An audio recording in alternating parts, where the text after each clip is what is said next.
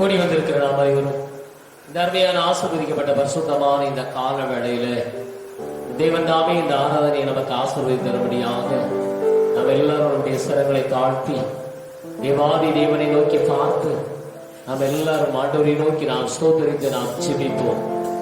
கிருபை உள்ள ஆண்டவரே, இரக்கத்தில் ஐஸ்வர்யம் உள்ள எங்கள் நல்ல பிதாவே, இந்த அருமையான ஆசீர்வதிக்கப்பட்ட பரிசுத்தமான இந்த காலை பொழுதிற்காக நாங்கள் நன்றி செலுத்துகிறோம்.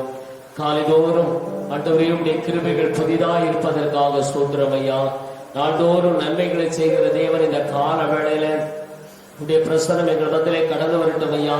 நாங்கள் பாடுகிற பாடல்கள் ஆண்டவரே, ஸ்தோத்திர துதிக்கிற துதிகள் ஆண்டவரே, கர்த்தருடைய வார்த்தை எல்லாவற்றையும் நீர் பரலோகத்தில் அங்கீகரித்தபடியா ஜெபிக்கிறோம். ஆண்டவரே, இந்த ஆராதனையிலே ஆண்டவரே ஸ்தோத்திர பங்கு பெறுகிற எல்லா மக்களையும் கர்த்தராமே பலப்படுத்துவதை உன்னை கிருபையுள்ள கர்த்தரை ஒப்புக் கொடுக்கிறோம். இயேசுவின் நாமத்தில் வேண்டுகிறேன் பிதாவே, ஆமென். ஒரு பாடலை பாடுவோம். அல்லேலூயா, கர்த்தரையே ஏகமாய் துதியுங்கள், அவர் நடத்தும் செயல்கள் எல்லாம் பார்த்தோரை துதியுங்கள் என்கிறார். அல்லேலூயா, கர்த்தரையே ஏகமாய் துதியுங்கள், அவர் நடத்தும் செயல்கள் எல்லாம் பார்த்தோரை துதியுங்கள், வல்லமையாய் கிரியை செய்யும் வல்லோரை துதியுங்கள்,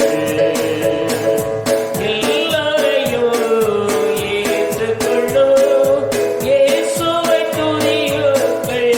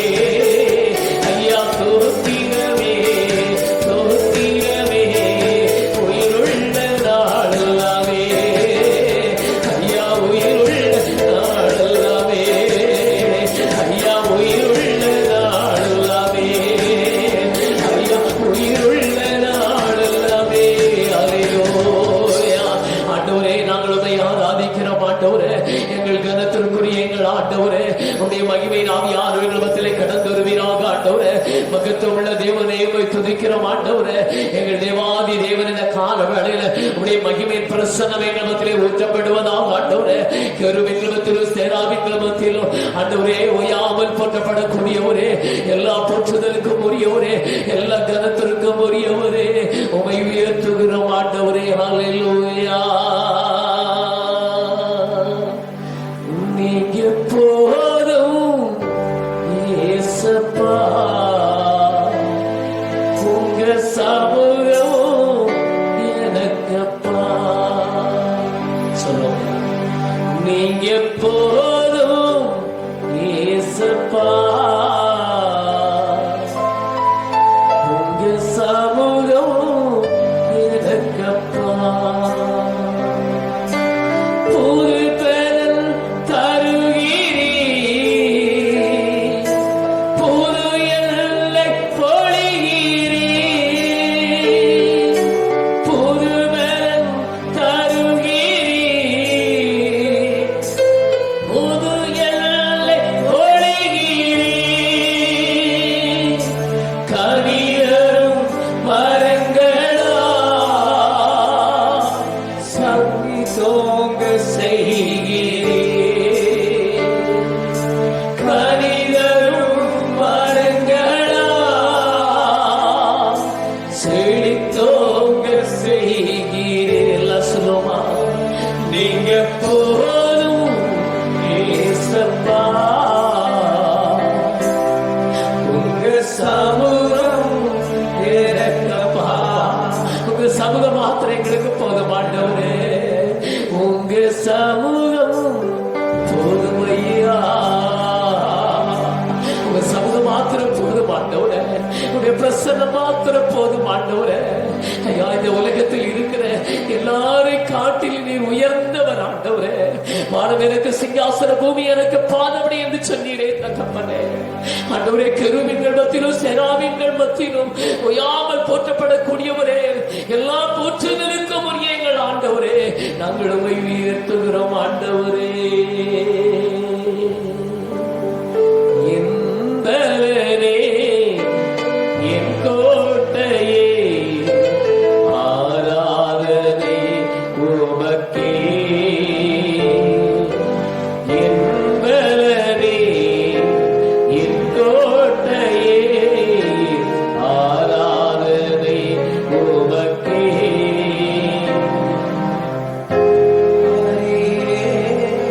பலியானீரே, ஆராதனை உமக்கே. பரிகாரியே, பலியா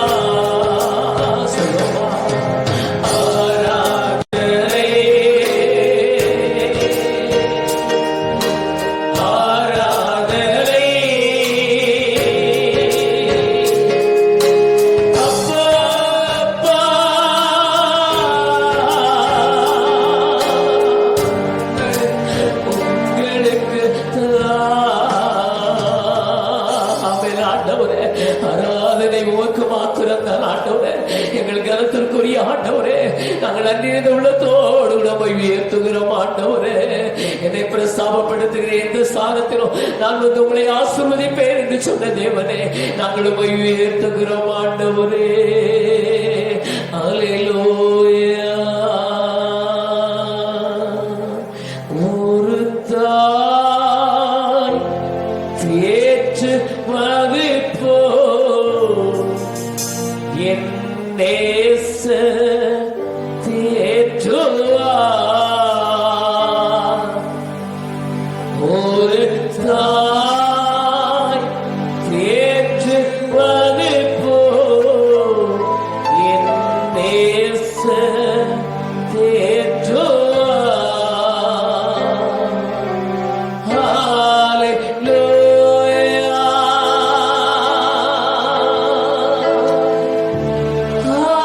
ஹல்லேலூயா. எல்லாரும் உயர்த்தி சொல்லுவோம். ஹல்லேலூயா. ஹல்லேலூயா.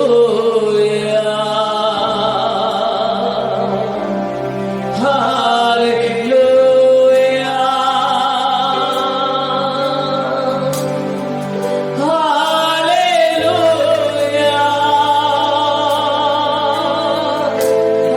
ஹல்லேலூயா.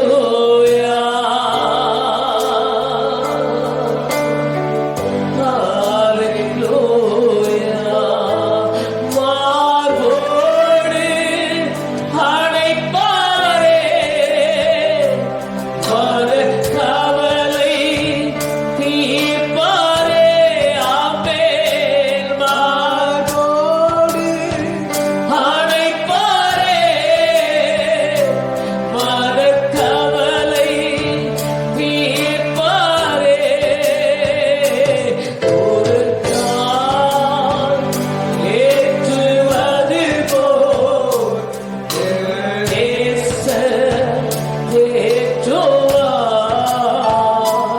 ஒரு தாய் ஏற்றுவது போல் நேசர் தேற்றுவார். ஹல்லேலூயா. ஹல்லேலூயா. ஹல்லேலூயா. ஹல்லேலூயா. எல்லாரும் சேர்ந்து ஆராதிப்போமா? ஹல்லேலூயா. Glory to God. ஹல்லேலூயா. ரிபலன ரக்கமௌலரமா. ஹல்லேலூயா. ஹல்லேலூயா. ஒரு விசை. ஹல்லேலூயா. ஹல்லேலூயா. ஹல்லேலூயா. ஹல்லேலூயா.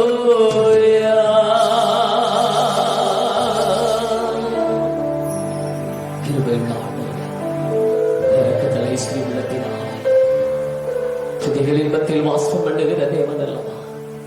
ஒருவனை அவன் தாய் தேற்றுவது போல நான் உங்களை தேற்றுவேன் என்று சொல்கிறேன்.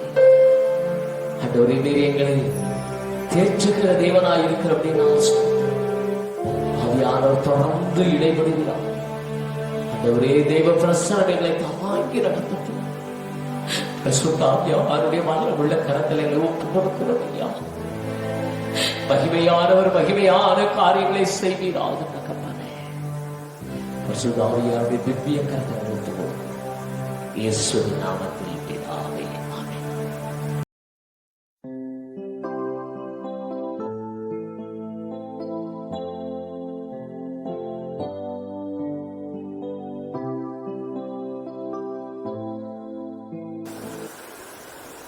இரட்சகராகிய இயேசு கிறிஸ்துவின் விலையேறப்பட்ட நாமத்தில் உங்கள் எல்லாரையும் வாழ்த்துகிறேன்.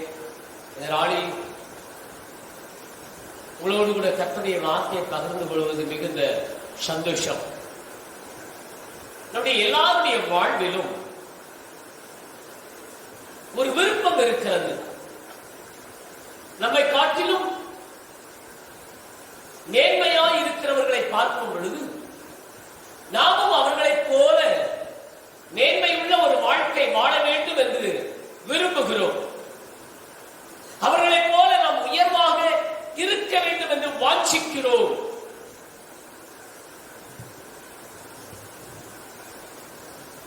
நம் ஆண்டவருடைய விருப்பமும் நாம் மேன்மை உள்ளவர்களாக வாழ வேண்டும் என்பதுதான் தேவனுடைய விருப்பமாக இருக்கிறது.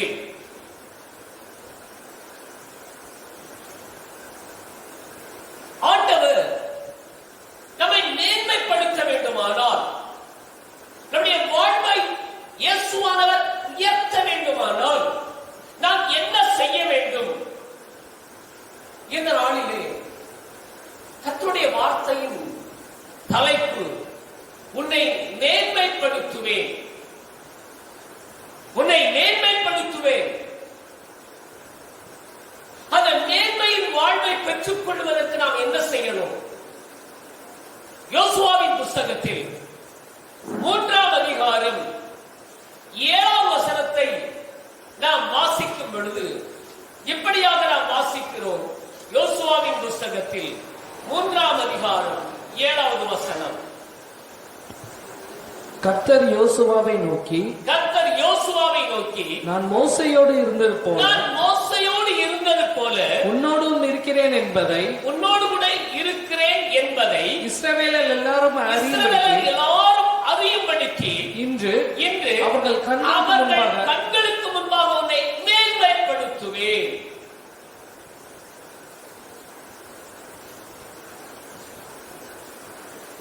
தேவனாகிய கர்த்தர் யோசுவாவோடு கூட பேசுகிறார். நம்முடைய ஆண்டவர் பேசுகிறவர். யோசுவாட்ட சொல்லுகிறார், நான் மோசையோடு இருந்தது போல நான் உன்னோடு கூட இருக்கிறேன் என்பதை இஸ்ரவேல் ஜனங்கள் எல்லாரும் அறியும்படிக்கு இன்று அவர்களுடைய கண்களுக்கு முன்பதாக உன்னை மேன்மைப்படுத்துவேன். அருமையான தேவனுடைய பிள்ளைகளே, ஒருவேளை நீங்கள் வாழுகிற இடங்களிலே, உங்களுடைய உறவுகளின் மத்தியிலே உங்களை ஏளனமாக எண்ணலாம், அற்பமாக எண்ணலாம். ஒன்றை நீங்கள் மனதில் வைத்துக் கொள்ள வேண்டும். நீங்கள் விசேஷித்தவர்கள், நீங்கள் தேவனுடைய கரத்தில் இருக்கிறீர்கள் என்பதை மறந்துவிடக் கூடாது. யார் உங்களை அற்பமாக எண்ணினார்களோ, யார் உங்களை ஏளனமாக எண்ணினார்களோ, அவர்களுடைய கண்களுக்கு முன்பதாக உங்களை மேன்மைப்படுத்துவதற்கு அவர் நல்லவராக இருக்கிறார். அவர் வாக்குத்தத்தங்களின் உண்மை உள்ள தேவன். அவர் வாக்கு மாறுகிறவர் அல்ல. மனிதன் மாறிவிடுகிறார். சந்தர்ப்பங்கள், சூழ்நிலைகள் மாறுபடு, மனிதனுடைய வார்த்தைகளும் மாறிவிடுகிறது.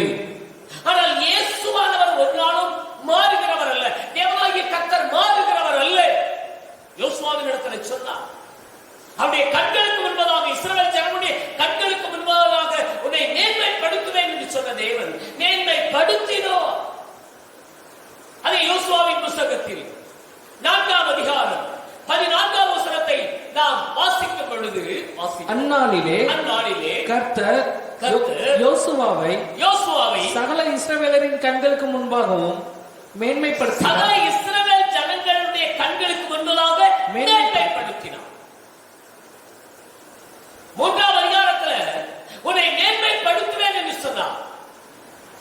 4ஆம் அதிகாரம் 14ஆம் வசனத்தில் மேன்மைப்படுத்தினார் என்று சொல்லப்பட்டிருக்கிறது. ஆண்டவர் தம்முடைய பிள்ளைகள் மேல கருசுனை உள்ளவராக இருக்கிறார். நாம் மேன்மைப்படுத்தப்பட வேண்டுமானால் வேதத்தின்படி நடக்கிறவர்களாக இருக்க வேண்டும்.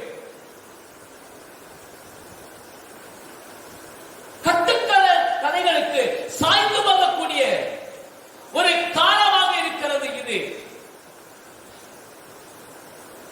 வேதத்தின்படி நடக்கிறவர்கள் மிக சொற்பமானவர்களாக இருக்கிறார்கள். மேன்மையை பெற வேண்டும் என்று வாஞ்சிக்கிறோம். ஆனால் வேதத்தின்படி நான் நடக்கிறேனோ என்று நம்மை ஆராய்ந்து பார்க்க வேண்டும். இந்த வேதம் கடினமானவைகள் அல்ல. இவை மிகவும் எளிமையானவைகள்.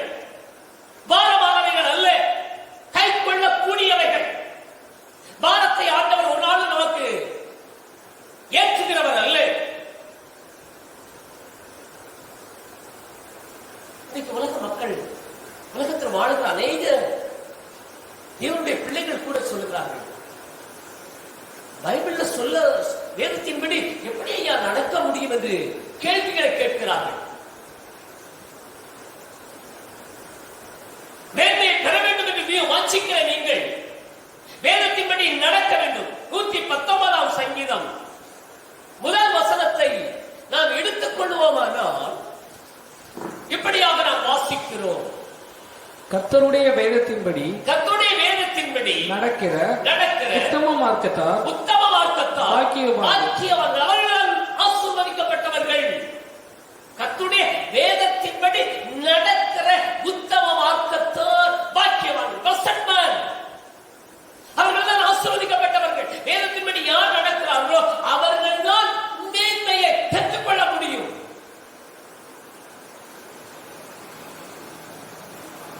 யோசுவாவின் புத்தகத்துல முதல் அதிகாரத்துல நம்ம வாசிக்கும் பொழுது 7-8 வசனங்களை வாசிக்கும் பொழுது, என் தாசனாகிய மோசே உனக்கு கற்பித்த நியாயப்பிரமாணத்தின்படி எல்லாம் செய்ய கவனமாய் இருக்க மாத்திரம் மிகவும் பலம் கொண்டு திடமனதாயிரு. நீ போகும் இடமெல்லாம் புத்திமானாய் நடந்து கொள்ளும்படிக்கு அதை விட்டு வலது இடதுபுறம் விலகாதிருப்பாயாக. இந்த நியாயப்பிரமாண புஸ்தகம் உன் வாயை விட்டு பிரியாதிருப்பதாக. இதில் எழுதியிருக்கிறவைகளின்படி எல்லாம் நீ செய்ய கவனமாய் இருக்கும்படிக்கு இரவும் பகலை அதை தியானித்துக் கொண்டிருப்பாயாக. அப்பொழுது நீ உன் வழியை வாய்க்கப்படுவாய், அப்பொழுது புத்திமானாய் நடந்து கொள்ளுவாய். யோசுவாவை ஆண்டவர் மேன்மைப்படுத்தினார் என்று மிக லகுவாக நாம் வாசித்து விடுகிறோம். ஆனால் அந்த மேன்மையை பெற்றுக் கொள்வதற்கு இந்த யோசுவா நியாயப்பிரமாணத்தின்படி நடந்தார். இரவும் பகலும் அதை தியானித்துக் கொண்டிருக்க வேண்டும் என்று சொல்லுகிறார். அப்பதான் புத்திமானாய் நடந்து கொள்ள முடியும். கர்த்தருடைய வேதத்தில் இரவும் பகலும் தியானமாய் இருக்கிற மனுஷன் பாக்கியவான். கர்த்தருடைய வேதம் குறைவற்றது. சங்கீதங்களின் புஸ்தகத்தில் 19ஆம் சங்கீதம் 7ஆம் வசனத்தை வாசிக்கும் பொழுது, கர்த்தரின் வேதம் குறைவற்றது, ஆத்துமாவை அது என்ன செய்கிறதா? உயிர்ப்பிக்கிறது. குறைவற்றது. உலகத்தில் இருக்கிற அநேக புத்தகங்கள் இருக்கிறது. ஆனால் அந்த புத்தகங்களை வாசிக்கிறவர்கள் ஏதாவது ஒரு குறைகளை கண்டுபிடிக்கிறார்கள். ஆனால் தேவனுடைய இந்த தேவன் கொடுத்த இந்த வேத புத்தகத்தில் ஒரு குறைவையும் காண முடியாது. இது நிறைவானது, இது பரிசுத்தமானது, இது வல்லமை உள்ளது, இது உயிர்ப்பிக்கக்கூடியது. ஆகவே இந்த உயிர்ப்பிக்கக்கூடிய குறைவற்றதாக இருக்கிற இந்த வேதத்தின்படி நடக்க வேண்டும். சங்கீதம் 119ஆம் சங்கீதம் 77ஆம் வசனத்துல வாசிக்கும் பொழுது, உம்முடைய வேதம் என் மனமகிழ்ச்சி என்று. உம்முடைய வேதம் என் மனமகிழ்ச்சி.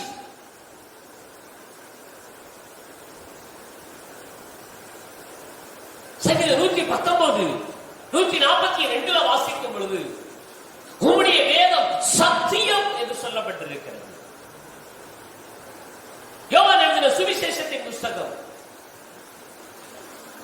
5ஆம் அதிகாரம் 39ஆம் வசனத்தை நாம் வாசிக்கும் பொழுது, வாசிப்போம். வேத வாக்கியங்களை ஆராய்ந்து பாருங்கள். அவைகளால் உங்களுக்கு என்ன உண்டு? நித்திய ஜீவன். அல்லேலூயா. நித்திய ஜீவன் இருக்கிறது. வேத வசனத்தை ஆராய்ந்து பார்க்கும் பொழுது வேதத்திற்கு நம்முடைய வாழ்க்கையில் முக்கியத்துவம் கொடுக்க வேண்டும். வேத வாசிப்பிற்கு முக்கியத்துவம் கொடுக்க வேண்டும்.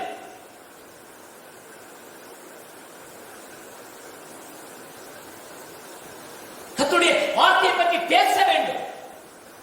உபாகமத்தின் புத்தகத்தில் 6ஆம் அதிகாரம் 7ஆம் வசனத்தை நீங்கள் வாசிக்கும் பொழுது, வாசிப்போம் 6:7. உபாகமத்தின் புத்தகம் 6:7. நீ அவைகளை பிள்ளைகளுக்கு கருத்தாய் போதித்து, உன் பிள்ளைகளுக்கு கருத்தாய் போதித்து, நீ உன் வீட்டில் உட்கார்ந்திருக்கிற பொழுதும், வழியிலே நடக்கிற நடக்கும் பொழுதும், படுத்துக் கொள்கிற போதும், எழுந்திருக்கிற போதும் அவைகளை குறித்து பேசு. நாம் வேதத்தில் தேடினவர்களாக இருக்க வேண்டும். கர்த்தருடைய வேதத்தின்படி நடக்கிறவர்களாக இருக்க வேண்டும். அப்படி என்றால் நாம் கர்த்தருடைய வார்த்தைகளை நம்ம பேசணும் எல்லா சூழ்நிலைகளிலும்.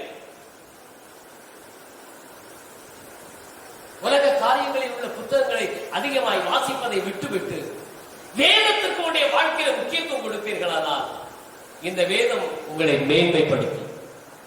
கர்த்தருடைய வார்த்தையை நம்ம தியானிக்கணும். கர்த்தருடைய வார்த்தைக்கு நம்ம கீழ்ப்படிய வேண்டும். எஸ்ராவின் புத்தகத்தில் 7ஆம் அதிகாரம் 10ஆம் வசனத்தை வாசிக்கும் பொழுது 7ஆம் அதிகாரத்தில் 10ஆம் வசனத்தை நாம் வாசிக்கும் பொழுது இப்படியாக நாம் வாசிப்போம். எஸ்ராவின் புத்தகம் 7:10.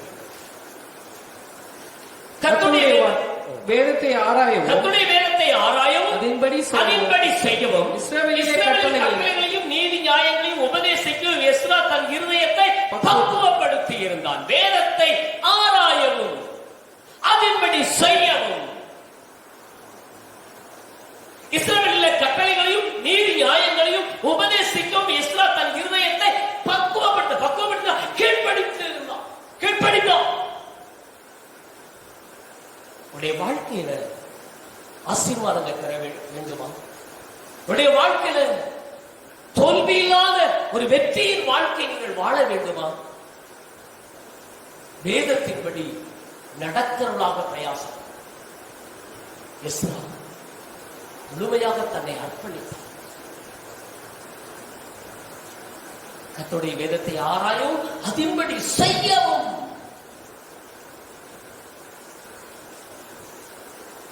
ஆகவேதான் எஸ்ராவை குறித்து அறிமுகப்படுத்தும் பொழுது கூட மோசேயின் நியாயப்பிரமாணத்தினாலே தேறின வேத பாரகர்.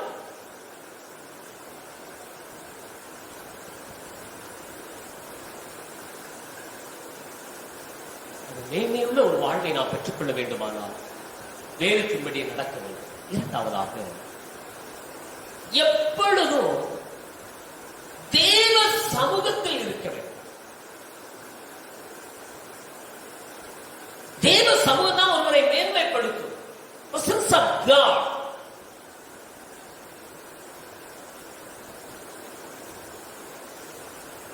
யாத்ராகமத்தின் புத்தகத்தில் 33ஆம் அதிகாரம்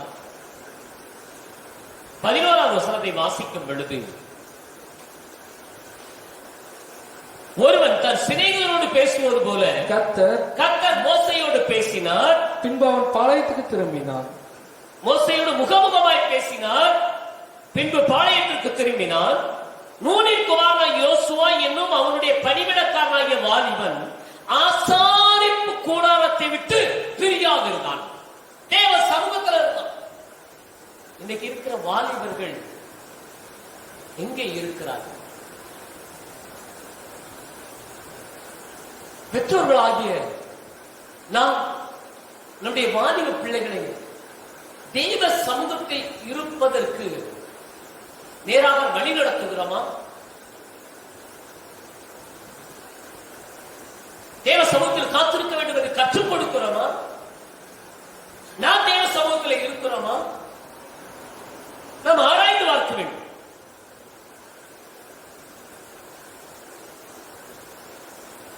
அசாரி கூடாரத்தை விட்டு பிரியாது இருந்தான். தேவ சமூகத்தில் அன்றைய வந்து மிக சமீபமாக இருக்கிறது. உலகத்தின் சம்பவங்களை எல்லாம் நாம் பார்க்கும் பொழுது அப்பாவுடைய வருகை மிக சமீபம். அந்த வருகையில நாம் எடுத்துக் கொள்ளப்பட வேண்டும். ஆனால் தேவ சமூகத்தில் நாம் காத்திருக்க வேண்டும். தானியேல் தீர்க்கதரிசன புத்தகத்தில் 6ஆம் அதிகாரம் 16ஆம் வசனத்தை வாசிக்கும் பொழுது, தானியேல் தீர்க்கதரிசன புத்தகம் 6ஆம் அதிகாரம் 16ஆம் வசனம். அப்பொழுது ராஜா கட்டளையிட அவர்கள் தானியேலை கொண்டு வந்து அவனை சிங்கங்களின் கெபியிலே போட்டார்கள்.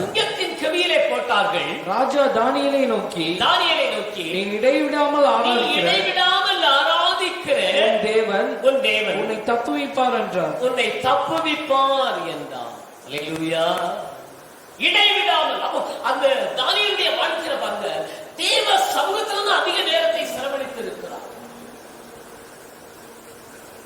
நாம் எங்கே நேரங்களை செலவிடுகிறோம்? எதின் மேல நாம் நம்முடைய நேரங்களை செலவிடுகிறோம்?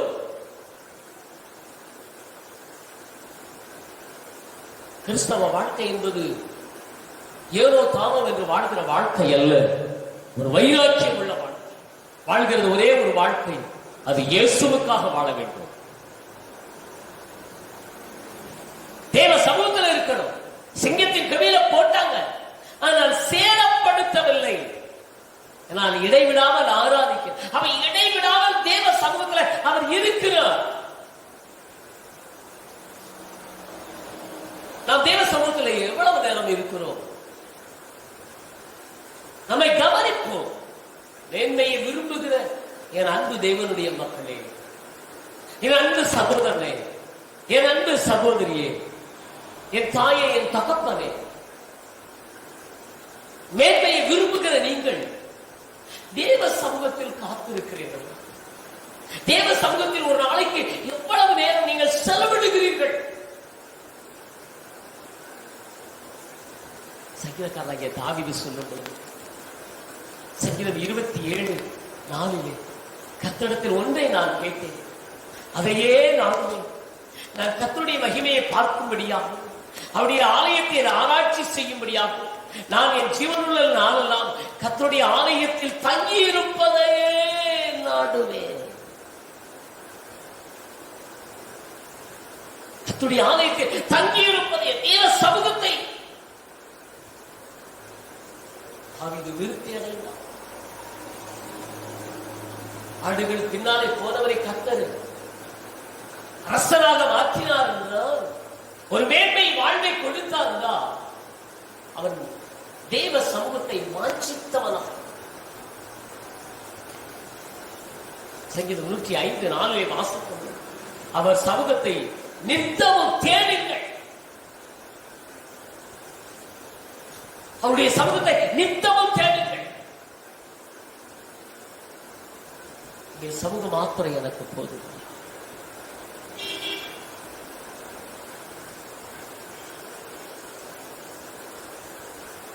உடைய சமூகம் எனக்கு போதும் மாட்டேன். உடைய பிரச்சனை மாத்திரம் போதும். ஏனோக்கு தேவனுடைய சமூகத்தில் இருந்தார். கிட்டத்தட்ட அவருடைய ஜீவிய காலம் 365 ஆண்டுகள். ஆனால் 300 வருஷம் தேவ சமூகம் தான். ஏனோக்கு தேவனோடு கூட சஞ்சரித்துக் கொண்டிருந்த பொழுது காணப்படாமல் தேவனோடு கூட நடக்கிறான். தேவ சமூகத்துல தேவனோடு கூட இணைந்து இசைந்து. தேவ சமூகம் இல்லாவிட்டால் ஒருவருடைய வாழ்விலே மேன்மையை பெற்றுக்கொள்ள முடியாது. நீங்க தேவ சமூகத்தில் உங்களை அர்ப்பணிங்கள். ஆண்டவரே, ஒருவேளை இதுவரைக்கு நான் உங்களுடைய சமூகத்தை நாடாமல் இருந்திருக்கலாம், உலகத்தை நாடி இருக்கலாம். ஆனால் இனி வருகிற காலங்களில் உங்களுடைய சமூகத்திலே அதிகமாய் காத்திருக்க என்னை அர்ப்பணிக்கிறேன் என்று உங்களை அர்ப்பணியுங்கள். தேவன் உங்களை மேன்மைப்படுத்துவார்.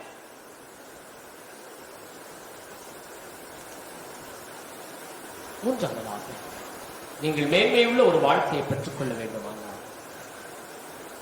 தேவனுடைய ஊழியர்களுக்கு கீழ்ப்படிய வேண்டும். இன்றைக்கு கீழ்ப்படிதல் மிகவும் குறைந்து விட்டது. உங்களை நடத்துகிறவர்கள் உங்களுடைய ஆத்மாவுக்கு உத்தரவாதியாக இருக்கிற அப்படின்னா அவர்களுக்கு நீங்க கீழ்ப்படியணும். நீ ஊழியர்களுக்கு கீழ்ப்படிய வேண்டும். உங்க சம ஊழியருக்கு நீங்க கீழ்ப்படியணும். நான் அவருக்கு செய்கிறேன், நான் அவருக்கு செய்கிறேன், இவருக்கு செய்கிறேன், அதை செய்கிறேன், இதை செய்கிறேன் என்று சொல்வதை காட்டிலும் உங்களை நடத்துகிறவர்கள் தான் உங்கள் ஆத்மாவுக்கு உத்தரவாதம்.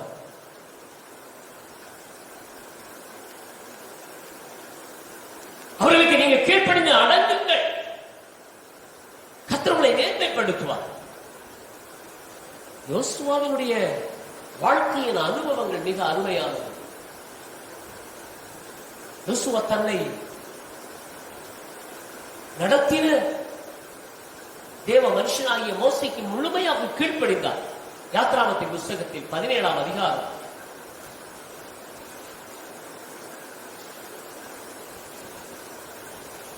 9-10 வசனங்களை வாசிப்போம்.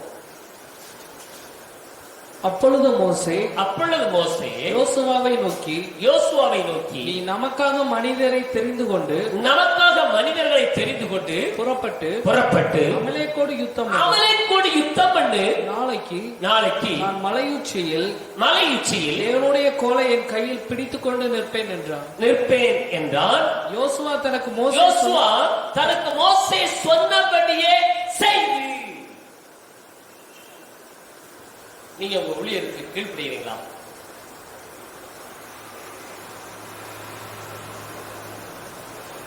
உங்களை நடத்துகிறவர்களுக்கு நீங்க கீழ்ப்படுகிறீங்களா? மேன்மையை விரும்புகிறீர்களே என் அன்பு சகோதரி, நான் மேன்மை அடைய வேண்டும் என்று நீ விரும்புகிறார். ஆனால் உன்னை நடத்துகிறவனுடைய ஊழியருக்கு நீ கீழ்ப்படுகிறாயா?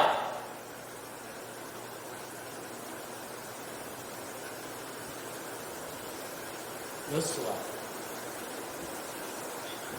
மோசே சொன்னபடியே செய்து. மோசே சொன்னபடியே செஞ்சார். அமலேக்கோடு யுத்தம் பண்ணினார். ஒரு பெரிய வெற்றியை அவருடைய வாழ்விலே பெற்றுக்கொண்டார். இஸ்ரவேலருக்கு ஒரு வெற்றி. நாட்களிலே மோசேக்கு அடுத்த ஸ்தானத்தில் யோசுவாவை தேவன் மேன்மைப்படுத்தினார் என்றால் அவர் தன்னை நடத்தின அந்த மோசே என்கிற அந்த ஊழியருக்கு கீழ்ப்படிந்தார்.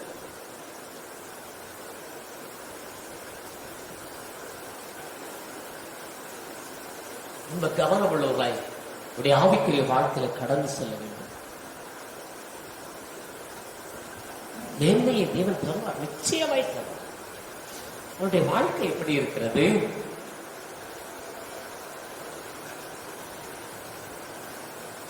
நீங்க பொருளாதாரத்துல பெரிய ஆளா இருக்கலாம், ஆனால் அதை காட்டிலும் உங்களை நடத்துகிற ஊழியர்கள் பெரியவர்கள். எனக்கு பொருளாதாரத்தில் நான் இருக்கிறேன், நான் நல்ல வசதி படைத்தவன், நான் படிப்புல சிறந்தவன், நான் உயர்ந்தவன், நான் பதவியில பெரிய ஆளு என்றெல்லாம் நினைத்துக் கொண்டு ஊழியர்களுக்கு கீழ்ப்படியாமல் போனால் நீங்கள் மேன்மையின் வாழ்வை இழந்து விடுவீர்கள்.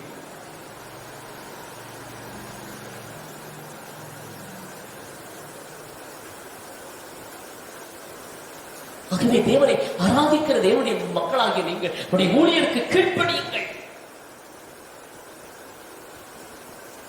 2 ராஜாக்களின் புஸ்தகத்துல 5ஆம் அதிகாரம் 13-14 வாசிங்கள். 2 ராஜாக்கள் 5ஆம் அதிகாரம் 13-14. அவன் ஊழியக்காரர் சமீபத்தில் வந்து அவனை நோக்கி தகப்பனே அந்த தீர்க்கதரிசி ஒரு பெரிய காரியத்தை செய்ய உமக்கு சொல்லி இருந்தால் அதை நீர் செய்வீர் அல்லவா? ஸ்நானம் பண்ணும், அப்பொழுது சுத்தமாவீர் என்று அவர் உம்மோடு சொல்லும் பொழுது அதை செய்ய வேண்டியது எத்தனை அதிகம் என்று சொன்னார்கள். நாகமான் ஒரு பெரிய சீரிய ராஜா தலைவர்கள் ஒருவர். நாகமான் குஷ்டம் வந்துருச்சு. படைத்தலைவராக இருக்கலாம், ஆனால் ராஜாவுக்கு ஊழியம் செய்கிறவன் தீர்க்கதரிசி ஆகிய எலிசா.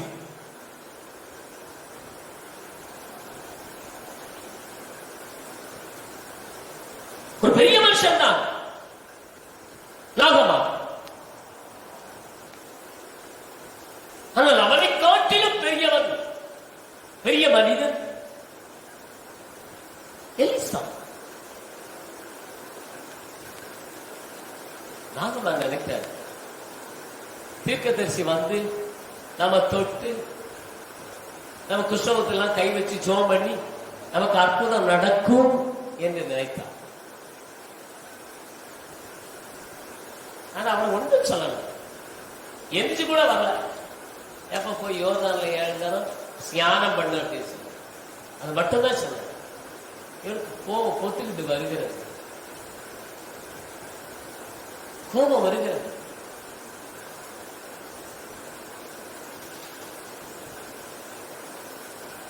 நான் ஸ்நானம் பண்ணி சுத்தமாவதற்கு இஸ்ரவேலின் தண்ணீரை எல்லாவற்றை பார்க்கலும் தமஸ்குவின் நதிகளாகிய ஆப்னாவும் பர்பாவும் நல்லதல்லவோ என்று சொல்லி உக்கிரத்தோடு திரும்பி போனான். திரும்பிட்டான். எனக்கு சுகமே வேண்டாம். ஊழியக்காரர்கள் சொன்னார், தீர்க்கதரிசி இதை காட்டிலும் பெரிய காரியத்தை சொன்னா இது செய்யாமல் இருந்திருப்பேன் ஐயா.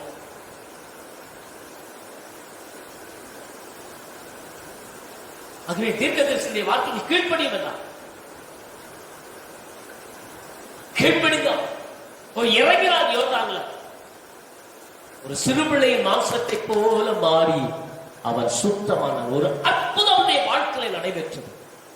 இந்த அற்புத சுகத்தை நாகமான் பெற்றுக்கொண்டார் என்றால் அவனுடைய கீழ்ப்படிந்தான். உன்னுடைய வார்த்தைக்கு கீழ்ப்படிந்தான். உன்னுடைய வாழ்க்கையிலும் அற்புதம் நடக்கும். அற்புதத்துக்காக ஓடி திரியாதீர்கள். அவர் அற்புதம் செய்கிறார், இங்கே அற்புதம் செய்கிறார் என்று ஓடி திரியாதீர்கள். உன்னுடைய ஊழியருக்கு அடங்கி இருந்து அவர்களை கொண்டு தேவன் அற்புதத்தை செய்வார்.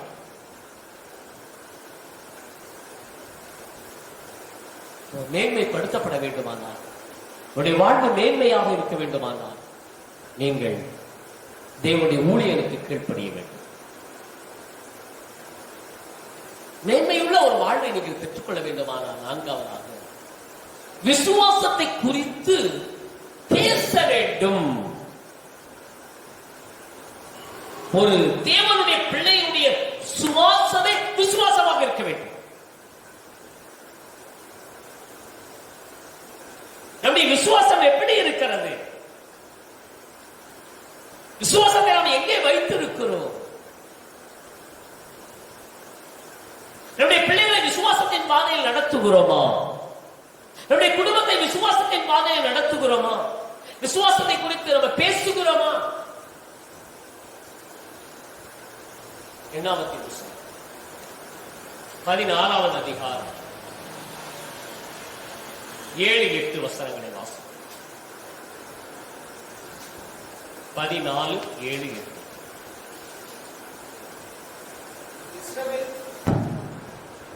இஸ்ரவேல் புத்திரரின் சமஸ்த சபையும் நோக்கி, நாங்கள் போய் சுற்றி பார்த்து சோதித்த தேசம், நாங்கள் போய் சுற்றி பார்த்து சோதித்த தேசம் மகா நல்ல தேசம், மகா நல்ல தேசம். கர்த்தர் நம்மேல் பிரியமாயிருந்தார். அந்த தேசத்திலே நம்மை கொண்டு போய் பாலும் தேனும் ஓடுகிற அந்த தேசத்தை நமக்கு கொடுப்பார்.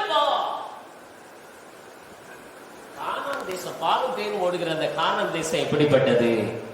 போய் பார்த்து விட்டு வாங்கணும். 12 கோத்திரத்தில் உள்ள 12 பேரை மோசே தேர்ந்தெடுத்து அனுப்புகிறார். அதுல காலேப்பும் யோசுவாவும் அடங்குவார்கள். ஆனா 10 பேர் சொன்னாங்க, நாங்கள் போய் சுற்றி பார்த்து வந்த தேசம்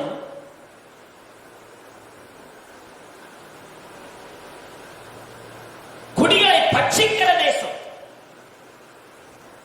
அதிலே கண்ட ஜனங்கள் எல்லாரும் மிகவும் பெரிய ஆட்கள். எல்லாரும் ராட்சத பிறவியான ஏலாக்கின் குமாரனாகிய ராட்சதரை கண்டோம்.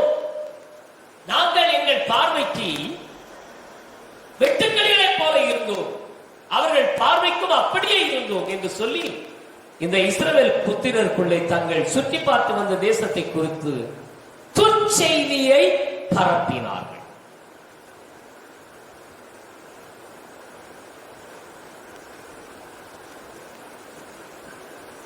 அங்குள்ள ஜனங்கள் பெரியவர்கள் தான், ராட்சத பிறவிகள் தான், இல்லை என்று சொல்லவில்லை. ஆனால் அவர்களை காட்டிலும் தேவன் பெரியவர் என்பதை இவர்கள் மறந்து விட்டார்கள். இன்னைக்கு நம்முடைய வாழ்க்கையில் ஒரு பிரச்சனை இருக்கிறது என்றால் அந்த பிரச்சனையை பெரிதுபடுத்துகிறோம். ஆனால் இந்த பிரச்சனையை காட்டிலும், இந்த பலவீனத்தை காட்டிலும், இந்த நெருக்கத்தை காட்டிலும் நான் ஆராதிக்கிற என் ஆண்டவர் பெரியவர் என்கிற எண்ணம் என்றைக்கு உங்களுடைய வாழ்க்கையில வருகிறதோ அன்றைக்கு உங்களுடைய வாழ்வு மேன்மை அடையும். பிரச்சனை பார்க்கிறோம்.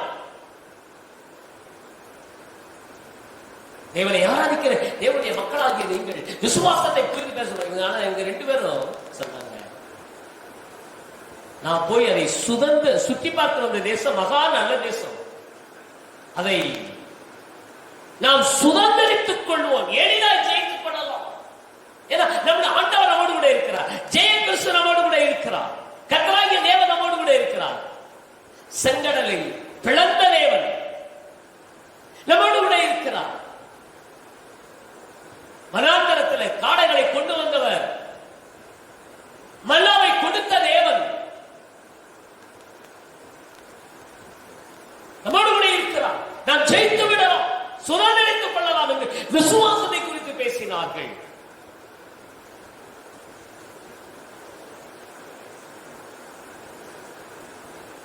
தேவனை ஆராதிக்க தேவனுடைய பிள்ளைகளாகிய நாம் விசுவாசத்தை குறித்து பேசணும். ஏசாயா தீர்க்கதரிசன புஸ்தகம் 28வது அதிகாரம் 16 வசனத்தை வாசிப்போம். 28:16 வாசிப்போம். ஆதலால் கர்த்தராகிய ஆண்டவர் உரைக்கிறதாவது, இதோ அஸ்திபாரமாகிய ஒரு கல்லை சீயோனிலே வைக்கிறேன், அது பரிசுத்தப்பட்டதும் நிறைவேறப்பட்டதும் திட அஸ்திபாரமான மூலைக்கல்லாயிருக்கும். விசுவாசிக்கிறவன் பதறான். விசுவாசம் இருக்குன்னா நிச்சயமா நீங்க பதற மாட்டீங்க. விசுவாசம் இருக்குன்னா நீங்க சோர்ந்து போக மாட்டீங்க. அப்ப உங்களை மேன்மைப்படுத்துவேன் என்று சொல்கிறார். அப்ப நமக்கு தேவை விசுவாசம். யோசுவா விசுவாசத்தை குறித்து பேசினார், விசுவாசம் உள்ளவராக இருந்தார். ஆகவேதான் இஸ்ரவேல் ஜனங்களுடைய கண்களுக்கு முன்பதாக நான் உங்களை மேன்மைப்படுத்துவேன் என்று சொன்ன தேவன் மேன்மைப்படுத்தினார்.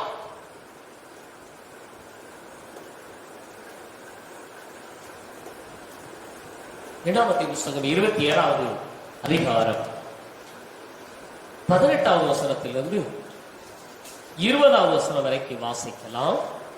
இரண்டாமத்தின் புஸ்தகம் 17வது. கர்த்தர் மோசேயை நோக்கி 27:18 ஆவியை பெற்றிருக்கிற புருஷனாகிய யோசுவா என்னும் நூனின் குமாரனை நீ தெரிந்து கொண்டு அவன் மேல் உன் கையை வைத்து அவனை ஆசாரியனாகிய எலியாசிற்கும் சபை அனைத்திற்கு முன்பாக நிறுத்தி அவர்கள் கண்களுக்கு முன்பாக அவனுக்கு கட்டளை கொடுத்து இஸ்ரவேல் புத்திரராகிய சபையார் எல்லாரும் அவனுக்கு கீழ்ப்படியும்படிக்கு உன் கனத்தில் கொஞ்சம் அவனுக்கு கொடு.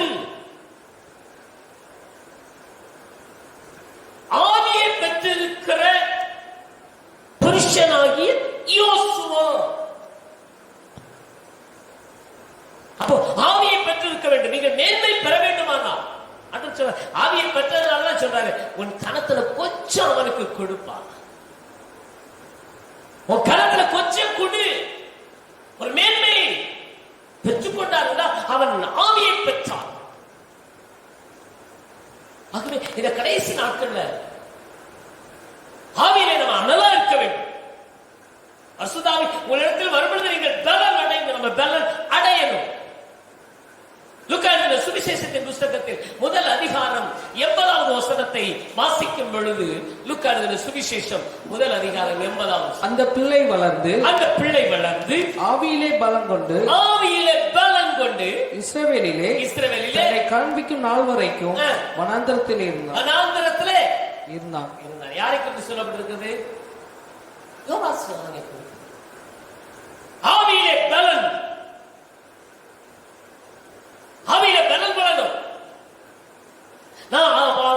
ஆவியிலே பலன் கொள்ளும் பொழுது நாம் ஆண்டவருக்காக எதையாயிலும் நாம் செய்ய முடியும். அபிஷேகத்தினால நுகங்கள் முறிந்து போகும். நுகங்கள் முறிந்து போகக்கூடிய அபிஷேகத்தை தேவன் நமக்கு தர வேண்டும். ஆண்டவரே, என்னை அபிஷேகிங்க, என்னை நிரப்புங்க. யோசுவா ஒரு ஆவியை பெற்ற மனிதன். கர்த்தர் அவனை மேன்மைப்படுத்தினான். மேன்மைப்படுத்துவேன் என்று வாக்கு பண்ணின தேவன் தன்னுடைய வாக்குத்தத்தை நிறைவேற்றினார், மேன்மைப்படுத்தினார். ஒரு யோசுவாவை மேன்மைப்படுத்தின தேவன் உங்களையும் இந்த நாளிலே மேன்மைப்படுத்துவதற்கு நல்லவராக இருக்கிறார்.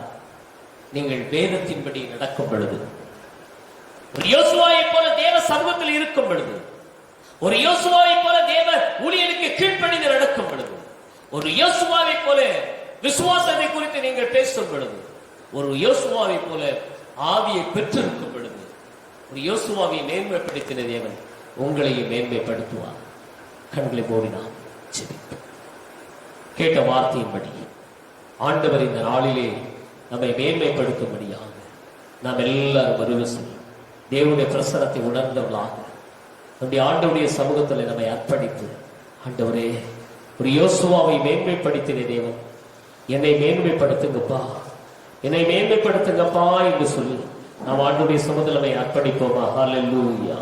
ஆண்டவரே மை துதிக்கிறோம் ஆண்டவரே. ஹல்லேலூயா, ஹல்லேலூயா. வல்லமையா இறங்கிடும் வல்ல தேவனே, வல்லமையா இறங்கிடும் வல்ல தேவனே, நல்ல கிரியைகள் எங்கள் மீது நடத்தி தாருமே, நல்ல கிரியைகள் எங்கள் மீது நடத்தி தாருமே. கூடி வந்தோமோ சமூகமே, உள்ளத்தில் தெரிந்தவே, நாமத்தினால் சேர்ந்து வந்தோ பிரசன்னம் தாருமே. ஆண்டவரே இரக்கத்திலே சுமத்தினார் யோசுவாவை இஸ்ரவேல் ஜனங்களுக்கு முன்பதாக, இஸ்ரவேல் ஜனங்களுடைய கண்களுக்கு முன்பதாக மேன்மைப்படுத்துவேன் என்று வாக்குப்படின தேவன் அவனை மேன்மைப்படுத்தினார். அந்த மேன்மையை பெற்றுக்கொண்ட அனுபவங்களை நாங்கள் இந்த நாளிலே தியானித்தோமே.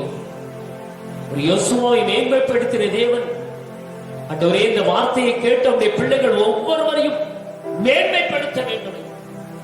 எந்த இடத்துல தோற்று போனார்களோ, எந்த இடத்துல அர்த்தமாய் எண்ணப்பட்டார்களோ, எந்த இடத்துல புறக்கணிக்கப்பட்டார்களோ, அதே இடத்துல உடைய பிள்ளைகளை மேன்மைப்படுத்துவதற்கு நீ நல்லவராக இருக்கிற. யோசுவா கடந்து வந்த அந்த பாதைகளை தன்னுடைய வாழ்க்கையில கை கொள்ளட்டும். ஒரு யோசுவா வேதத்தின்படி நடந்தார். ஒரு யோசுவா எப்பொழுதும் தேவ சமூகத்தில் இருந்தார். ஒரு யோசுவா தன்னை நடத்தின தேவனுடைய ஊழியருக்கு கீழ்ப்படிந்து வாழ்ந்தார். ஒரு யோசுவா விசுவாசத்தை குறித்து பேசி, யோசுவா ஆவியை பெற்ற ஒரு மனிதனாய் இதே அனுபவம் வார்த்தையை கேட்கிறவருடைய பிள்ளைகளுடைய வாழ்க்கையில் வரட்டும், மேன்மையை பெற்றுக் கொள்ளட்டும். நாங்கள் அவர்களை ஆசீர்வதிக்கிறோம். ஒரு மேன்மையுள்ள வாழ்க்கையை அவர்கள் பெற்றுக் கொள்வார்களாக. கர்த்தராவே அவரை ஆசீர்வதி. இந்த செய்தியை கேட்ட எல்லா பிள்ளைகளையும் மேன்மைப்படுத்தி உயர்த்துங்கள். பரிசுத்தாவியானவரை கர்த்தரோடு கரத்தை மகிமை துதியும் எடுத்துக் கொள்ளும். இயேசுவின் நாமத்தில் வாழ்த்தி ஆசீர்வதித்து செபிக்கிறேன். என் ஆத்துமாவே கர்த்தரை ஸ்தோத்திரி, எங்களுள்ளவை பரிசுத்த நாமத்தை ஸ்தோத்திரி. என் ஆத்துமாவே கர்த்தரை ஸ்தோத்திரி, அவஸ்தித்த சகல உபகரணங்களை மறவாதே. ஆமென். நம்முடைய பிதாவாகிய தேவனாலும் குமாரனாகிய இயேசு கிறிஸ்துவினாலும் தேற்றவாளை பரிசுத்த ஆவியானவராலும் இன்றும் என்றும் சதா காலங்களிலும் அவருடைய வருகை மட்டும் அவருடைய கிருபையும் சமாதானமும் சந்தோஷமும் கூடி வந்திருக்கிற நாம் அனைவரோடு விசேஷமா இந்த கர்த்தருடைய வார்த்தையை கேட்கிற எல்லா தேவனுடைய பிள்ளைகளின் மேலும் அவருடைய வருகை மட்டும் இருப்பதாக.